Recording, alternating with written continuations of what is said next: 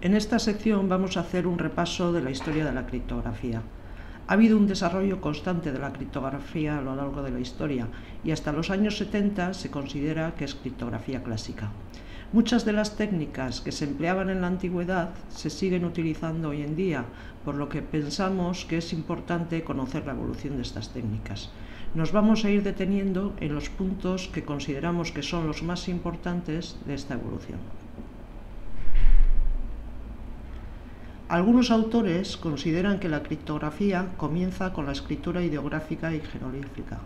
Esta opinión puede ser discutible, pero hay que tener en cuenta que pocas personas podían leer lo que había escrito en estos documentos, por lo que sí se puede considerar que era una escritura oculta.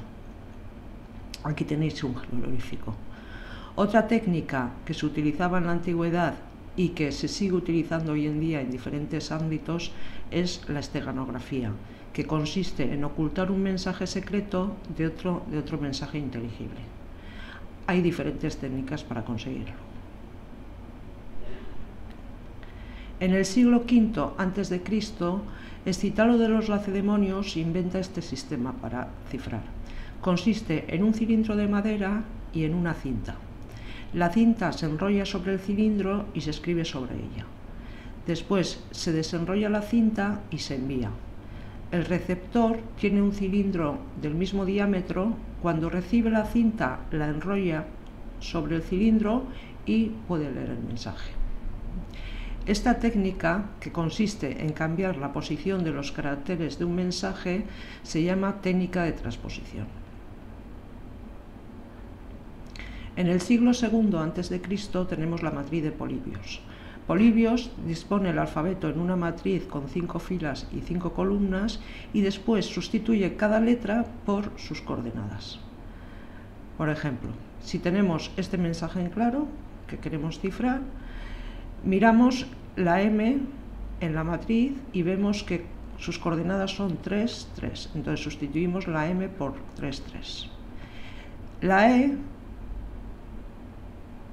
tiene de coordenadas 1, 5, entonces sustituimos la E por 1, 5 y así sucesivamente.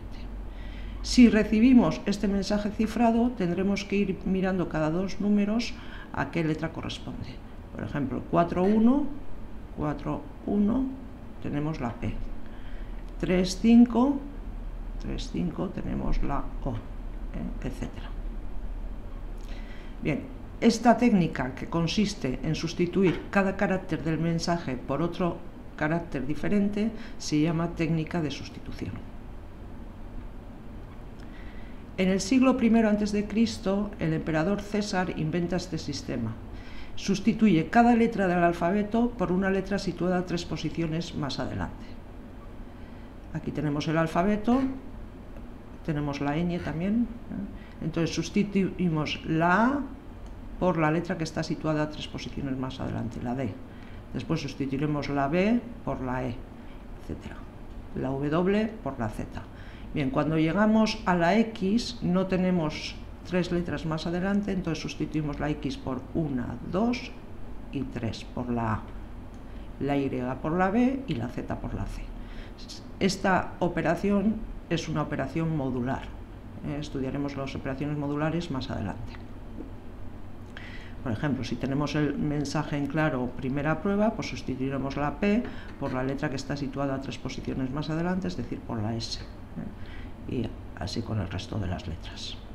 Si recibimos este mensaje cifrado, tendremos que sustituir cada letra por la letra que está situada 3 posiciones antes en el abecedario. Tenemos aquí la B, 3 posiciones antes, 1, 2 y 3. Estamos haciendo otra vez una operación modular. Entonces sustituimos la B por la Y, la ñ por la L, etc. Una ventaja de este método es que no necesita ningún aparato para cifrar. En la Escitala de los Lacedemonios necesitábamos el cilindro de madera y la cinta, y en la matriz de Polibios necesitábamos la matriz. Aquí no necesitamos ningún aparato. En el siglo XIV los árabes contribuyen significativamente a la criptografía. Reemplazan unas letras por otras, es decir, se trata de una sustitución, escriben palabras al revés, esto es una transposición, dan a las letras valores numéricos, realizan sustituciones digrámicas, para ello asignan a cada letra un número y luego sustituyen cada letra por otras dos letras. Sumando los valores numéricos de estas dos letras da como resultado el valor de la letra sustituida. También sustituyen las letras por símbolos, para ello utilizan libros de códigos. En el siglo XV tenemos el disco de Alberti. Es una modificación del cifrado de César utilizando discos concéntricos. Por ejemplo, si tenemos los discos en esta posición, para cifrar sustituiremos la A por la T, la B por la U, etc. Pero si giramos los discos obtenemos otra clave, es decir, cifraremos los mensajes de diferente forma. Por tanto, este disco permite multiplicidad de claves. En 1593, de la Porta modifica el disco de Alberti y sustituye uno de los alfabetos por una serie de símbolos. En 1595 tenemos el cifrado de Vigenère. Vigenère asigna a cada letra del alfabeto un número y después suma una palabra clave al mensaje. La suma es módulo el número de letras del alfabeto. Veamos un ejemplo. Supongamos que tenemos este alfabeto de 27 letras y la palabra clave sol. Primero asignamos a cada letra un número, a la A el 0, a la B el 1, etc. Y veamos ahora cómo se cifra. Supongamos que queremos cifrar el mensaje "esta es la clave". Entonces, la etiqueta correspondiente a E es el 4, la correspondiente a S es el 19, es decir, asignamos a cada letra del mensaje en claro su número. Y hacemos lo mismo con la palabra clave. La etiqueta correspondiente a S es el 19, la de lo es el 15, etc. Y después sumamos. 4 más 19 es 23, 19 más 15, 34. No tenemos 34 números, entonces tenemos que hacer una operación modular. 34 módulo 27 es 7. 23 es W, 7 es H, etc. Entonces el mensaje cifrado es este mensaje. Podemos aumentar el periodo. Para ello volvemos a cifrar con otra palabra. Si hacemos esta operación, el resultado es el mismo que si ciframos con una clave más larga, con una clave cuya longitud sea el mínimo común múltiplo de las longitudes de las dos claves usadas.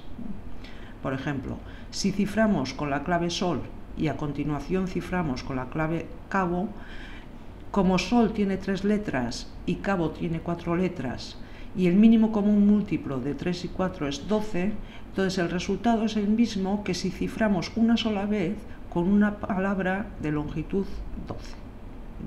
Veámoslo. Tenemos el mismo mensaje de antes, esta es la clave, y ciframos primero con la palabra sol. Entonces obtenemos este mensaje cifrado. Si nos fijamos aquí, como la palabra sol tiene 3 letras, cada 3 letras sumamos el mismo número. Por ejemplo, aquí estamos sumando al 20, le estamos sumando 11. Y aquí otra vez tenemos que sumar 11. Y aquí otra vez 11. Cada 3 letras sumamos el mismo número. Bien, ahora tenemos este criptograma y lo volvemos a cifrar con la palabra cabo. Sumamos 23 más 2, 25, tenemos Y, etc. Bien, si nos fijamos aquí, a la primera palabra, a la primera letra le estamos sumando 19 más 2, 21 en total, y ese número no se repite hasta 12 posiciones más adelante. No se repite hasta aquí, 12 posiciones más adelante. Por tanto, el resultado es el mismo que si cifráramos con una palabra de longitud 12. Podemos realizar también un cifrado encadenado. Esta técnica se utiliza también actualmente. Se cifra el primer bloque del mensaje con la palabra clave y después se va cifrando cada uno de los bloques siguientes utilizando como clave el resultado del cifrado anterior. Veámoslo con un ejemplo. Suponemos que queremos cifrar esta es la clave y la palabra clave que utilizamos es sol. Como sol tiene 3 letras, dividimos el mensaje en bloques de 3 letras. Ciframos el primer bloque con sol y obtenemos WHE. Y a continuación utilizamos WHE para cifrar el segundo bloque. Obtenemos WLW, lo utilizamos para cifrar el tercer bloque y así sucesivamente. Queremos hacer resaltar que las ideas de Vigenère han sido desarrolladas posteriormente y están vigentes actualmente. En 1790 tenemos el cilindro de Jefferson. Es similar al disco de Alberti, pero utilizando una serie de discos concéntricos.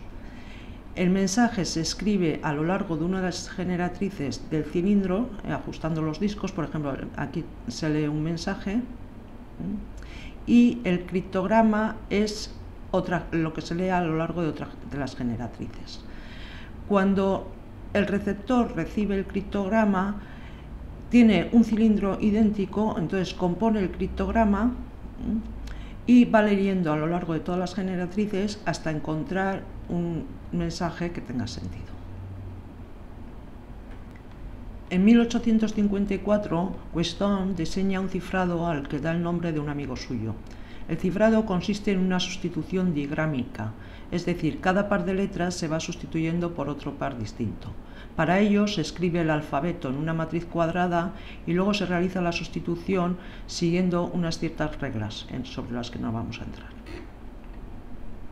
En 1863, Kaczynski descubre un criptoanálisis que es capaz de violar el cifrado de Vigenère si el texto que se va a cifrar es mayor que la longitud de la clave. En 1867, Weston hace otra aportación a la criptografía y mecaniza el disco de Alberti.